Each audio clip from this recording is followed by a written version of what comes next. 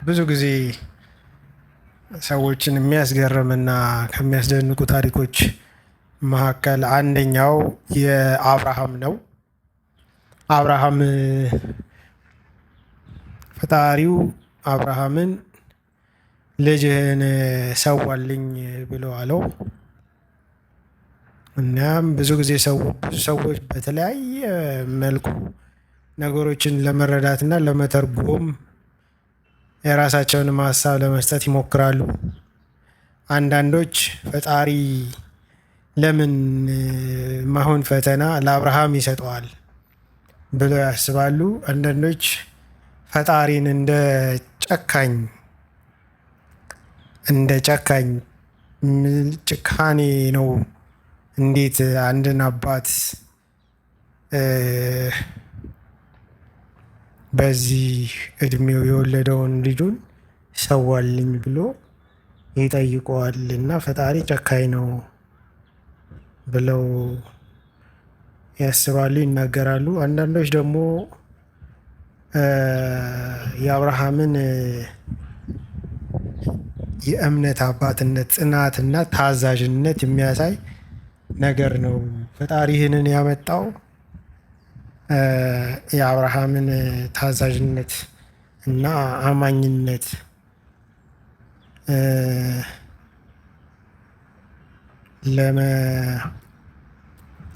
ለመጠየቅ እና ለመፈተን ብሎ ነው ብለው ያስባሉ።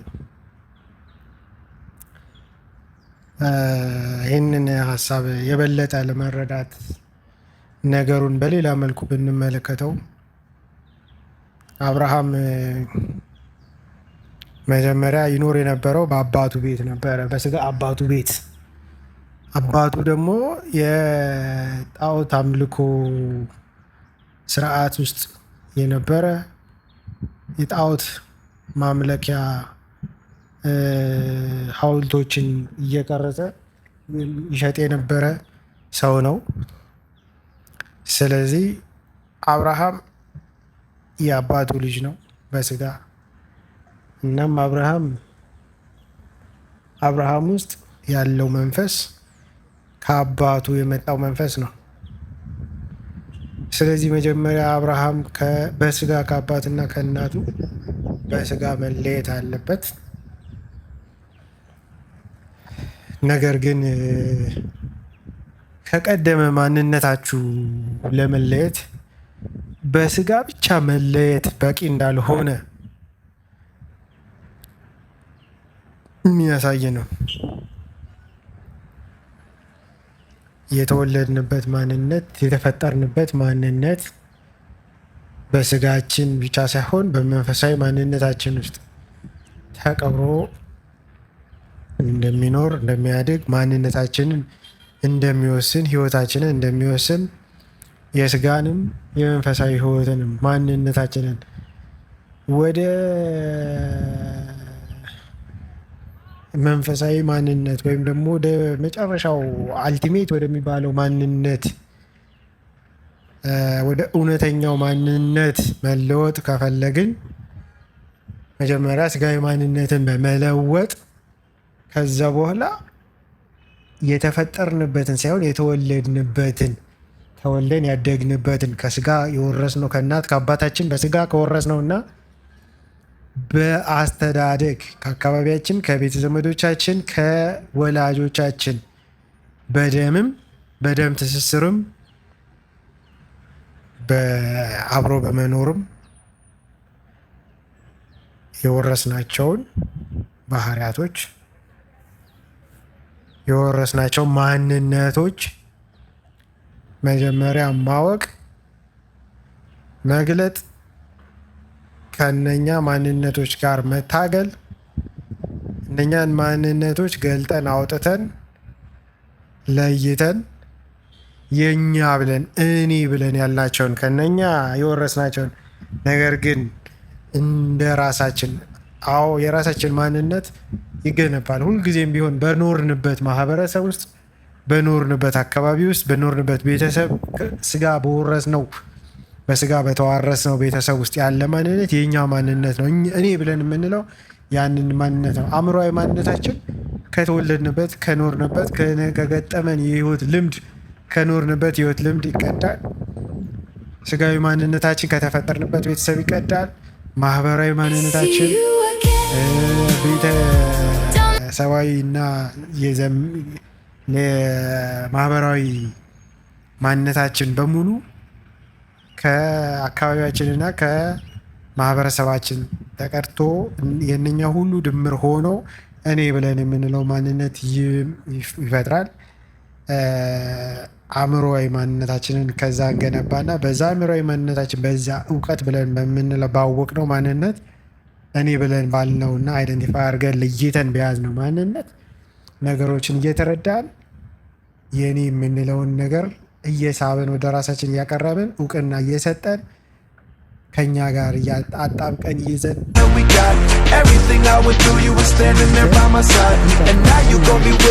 ያ ማንነት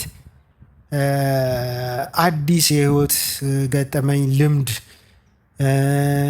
ፈተና ሲገጥመን ቦታ ወይ ለምሳሌ ቦታ ስንቀይር ሊሆን ይችላል፣ ሀገር ስንቀይር ሊሆን ይችላል፣ አዲስ ሰው በህይወታችን ውስጥ ሲከሰት ሊሆን ይችላል፣ ከባድ የሚባል ህመም ሲገጥመን ሊሆን ይችላል። የተመሰረትንበት የተደገፍንበት ያ ጥላ ከለላ አድርገን የማንነታችን መሰረት አድርገን የኛ ማንነት መሰረት አድርገን ከለላ አድርገን የያዝነው ነገር ወይ ሲፈርስ ካለበለዚያም ደግሞ ኃይል ሲያጣና ሲደክም በዛ ሁኔታ ውስጥ ከዛ ተነስተን ከዛ ማንነት ተነስተን የገነባነው የራሳችን ማንነት ሊፈርስ ይችላል። አእምሮዊ ማንነታችን እውቀት ብለን የያዝነውም ነገር ሊፈርስ ይችላል ማለት ነው። ስለዚህም የዛን ጊዜ ምን ይፈጠራል?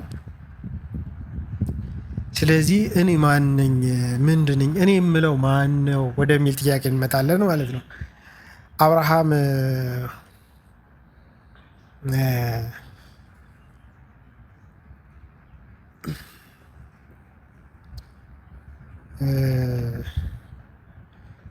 ፈጣሪው ሲመርጠው አብርሃም የሚኖረው በአባቱ ቤት ነው። ለእሱ አንዱ ማንነቱ የሚቀዳው ከአባቱ ነው። ከእናቱ ከአባቱ ከእህቶቹ ከወንድሞቹ የሚወስደው ማንነት አለ። ከአካባቢው የወሰደው ማንነት አለ።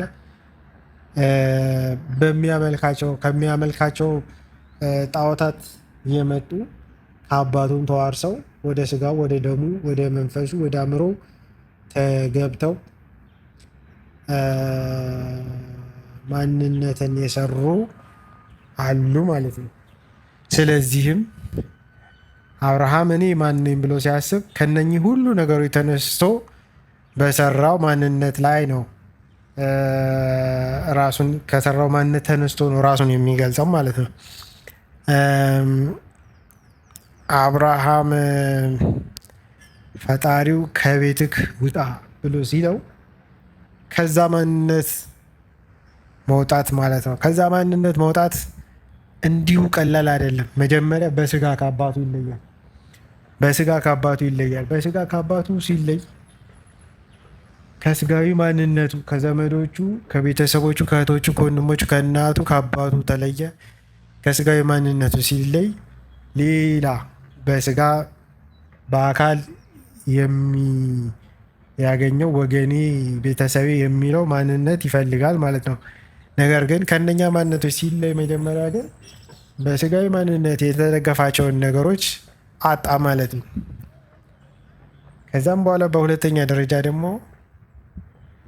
ከአባቱ ከእናቱ ከቤተሰቦቹ ተዋርሶት ከመጣ መንፈሳዊ ማንነት በጣዖት አምልኮ ከመጣ በጣዖት አምልኮ አማካኝነት አብሮት ተዋልዶ ከመጣ ከዛም በኋላ እሱም በህይወት ዘመኑ ሲያመልከው ከነበረ መንፈሳዊ ማንነት ተለይቶ ይወጣል ማለት ነው። ያ መንፈሳዊ ማንነት ግን እንዲህ በቀላሉ የሚለየው አይደለም። ምክንያቱም ያ መንፈሳዊ ማንነት በደም ውስጥ በዲኤንኤ ውስጥ በዝርያ ውስጥ አብሮት ያለ ነው። ስለዚህም ረጅም ጉዞ ማድረግ ረጅም የህይወት ውጣ ውረድ ውስጥ ያምንባቸው የነበሩ የእምነቱ መሰረት የነበሩ የእምነቱ መነሻም መድረሻም የነበሩ በጽኑ ሲፈራም የሚመካባቸው፣ የሚደሰትባቸው፣ የሚያመሰግናቸው፣ የሚጠለልባቸው፣ የሚከለልባቸው መንፈሳዊ ማንነቶች፣ መንፈሳዊ ባህሪያትና መንፈሳዊ ኃይሎች መጀመሪያ ከነዛ መንፈሳዊ ኃይሎች እና ከነዛ መንፈሳዊ አካላት የመንፈስ ኃይሎች መላቀቅ መፋጠት አለበት። ያ ግን በቀላል ምክንያቱም ከስጋዊ ቤተሰቦቹ በአካል መራቅ ይችላል። ነገር ግን ከመንፈሳዊ ማንነቶቹ ግን በአካል መራቅ አይችልም። ስለዚህ ፈጣሪው ምን ያደረገው መጀመሪያ በአካላዊ ማንነት ከስጋዊ ቤተሰቦቹ እንዲርቅ ያንንም ትስስር በስጋዊ ማንነቱ ከተሳሰራቸው ቤተሰቦቹ በመራቅ የነበረውን የስጋ ትስስር እንዲሁም የመንፈስ ትስስር ከስጋዊ ቤተሰቦቹ የሚመጣውን የመንፈስ ትስስር እንዲቆርጥ እንዲበጥስ የማድረግ ስራ ነው ማለት ነው የተሰራው።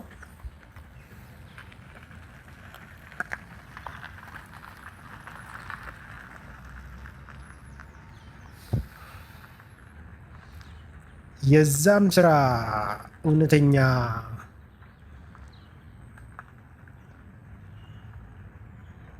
ውጤት ሊገኝ የሚችለው አብርሃም በመንፈሳዊ ተግባራት ማደግ ሲችል ነው። በመጀመሪያ በስጋዊ ማንነቱ በስጋ ከስጋ ቤተሰቦቹ መለያየት፣ ከዛም ደግሞ ከስጋ ቤተሰቦቹ በመለያየት ከነሱ ጋር የነበረውን መንፈሳዊ ቁርኝት መቁረጥ፣ መበጠስ። ምክንያቱም እነኛ መንፈሳዊ ከቤተሰቡ ጋር በነበረው የስጋ ትስስር የሚመጡትን የመንፈሳዊ ኃይሎች የሚኖሩትን የመንፈስ ትስስር መጀመሪያ በስጋ በመራቅ መበጠስ ስላለበት ነው። ከዛ በኋላ ግን ከውስጡ መውጣት አለባቸው። እነኛ መንፈሳዊ ማንነቶች ማቁረጥ ብቻ አይበቃም፣ ከውስጡ ደግሞ መውጣት አለባቸው። እነኛ መንፈሳዊ ማንነቶች ከውስጡ ሊወጡ የሚችሉት ደግሞ በመጀመሪያ ደረጃ ለአብርሃም አዲስ ቃል ኪዳን በመስጠት ነው። አብርሃም ፈጣሪው ቃል ኪዳን ሰጠው። የሰው ልጆች ሁሉ አባት አደርግሃለሁ አለው። ያንን ቃል ኪዳን መቀበል መጀመር፣ ማመን መጀመር